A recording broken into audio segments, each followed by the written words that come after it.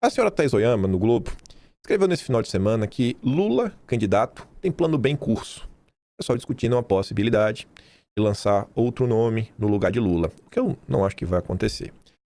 Enfim, aspas, não decidi se vou ser candidato ainda. A frase dita por Lula em entrevista ao ICL em abril foi lida menos como expressão de autêntica indecisão do presidente do que como queixume decorrente de suas muitas insatisfações. Lula, segundo repetem os que convivem com ele, está frustrado com a resposta do eleitorado ao seu governo. Por que será?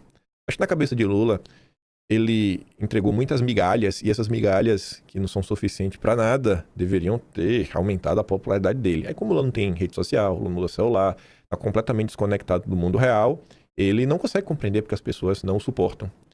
Reclama ainda da imprensa que não divulga seus feitos e do PT que não está empenhado na briga com gana proporcional ao risco da disputa.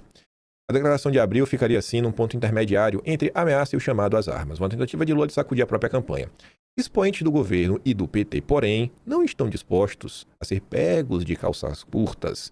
Nos laboratórios de Sidônio Palmeira, ministro da SECOM, 3 nomes já foram testados como eventuais substitutos de Lula nas urnas: Haddad, Camilo Santana e Alckmin. Vai que o Lula desiste, né? Então, já rodaram as pesquisas. Enfim, Haddad e Alckmin, quando apresentados como nomes apoiados por Lula, atingem patamares próximos aos do presidente. Atenção no próximos. O que é próximos?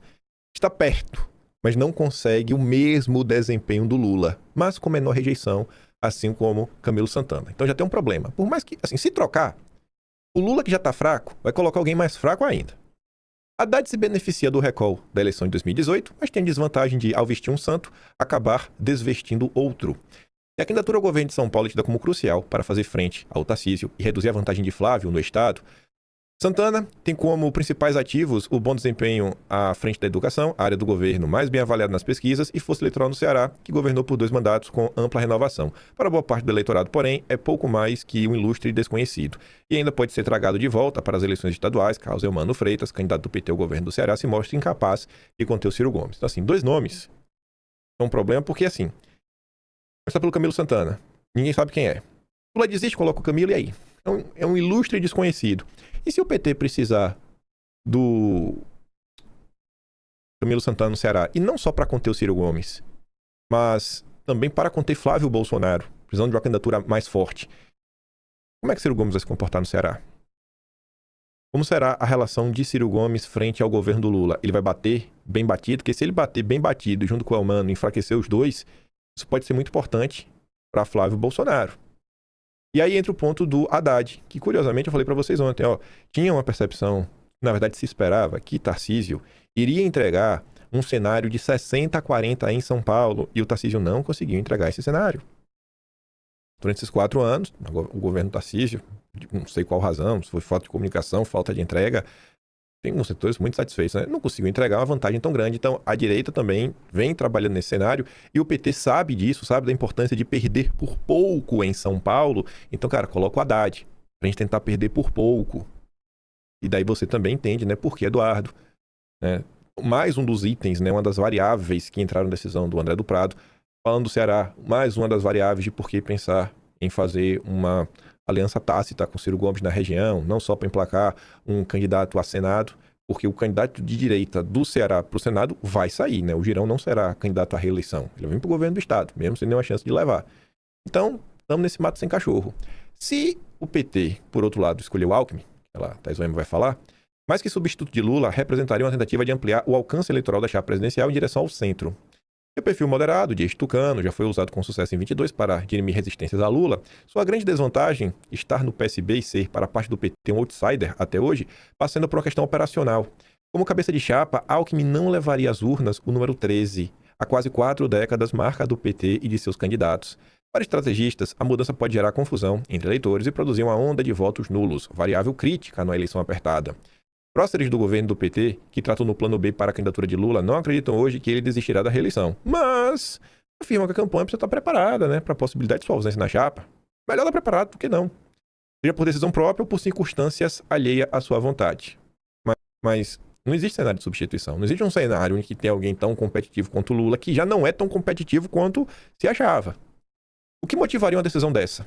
Diante da pergunta, a resposta é sempre a mesma. Lula não encerrará sua biografia com a derrota para o filho de Bolsonaro, afirma o seu entorno, uma sugestão de que uma deterioração nas pesquisas pode ser um gatilho para a desistência.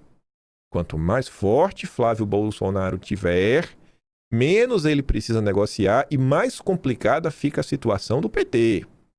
E tem gente querendo levar para o segundo turno. Hoje, no entanto, a aposta palaciana é que Lula melhorará sua avaliação tão logo o confronto com Flávio comece de fato. A polarização beneficiaria o presidente porque permitiria a desconstrução do bolsonarista, visto por petistas como despreparado e inconsistente. Eu acho que vão quebrar a cara. É certo que, em termos de despreparo pessoal e desavanços no próprio campo, Flávio tem muito a oferecer à campanha de Lula. A questão é saber em que medida a performance de Lula nesta eleição dependerá das ações do antagonista e quanto será resultado da fadiga de seu próprio material. Aí vamos lá. Problemas que o Lula enfrenta além da sua própria imagem. Um palanque central, Minas Gerais. A gente já tinha comentado nos últimos dias sobre a questão do Pacheco, aí veio as confusões do Mastro, a gente deu uma pausada, mas uma breve sequência de como andam as coisas, né? Desde a derrota do Bessias. Pacheco diz que perfil moderado, tem dificuldade no cenário atual e reforça dúvidas sobre candidatura em Minas. Realmente, o Pacheco está numa situação muito complicada, acho que é muita burrice, inclusive, para o Pacheco vir como um candidato ao governo. Vai tomar um pau. PT desconfia de Pacheco e volta a cogitar outro candidato em Minas. Estamos a um mês e meio do fim do ano. Depois de julho, acabou. Já é eleição. O que tinha para decidir já está decidido, não tem mais congresso, não tem mais nada. E essa é a cenário do PT. A gente tá colocando isso na mesa, mas também é um problema da direita. Flávio ainda não tem um candidato em Minas Gerais. Também tem esse problema. Mas o Flávio pelo menos atendeu o Cleitinho. Só conversar ali. Um governo que terá problemas, mas em termos de eleição está liderando. E o PL também está tentando viabilizar um candidato próprio. O presidente do PT admite que Rodrigo Pacheco não deve ser candidato em Minas. O próprio Edinho Silva externalizou isso daí. Sem Pacheco, PT cogita repetir Calil em Minas, mas enfrenta resistência interna e do próprio aliado. O próprio Calil tem resistência ao PT.